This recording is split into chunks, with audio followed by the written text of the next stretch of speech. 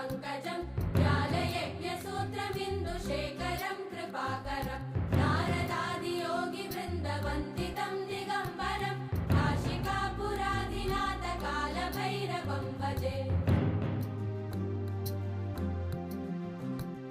भानुकोटिभास्वरं भवाब्धितारकं परं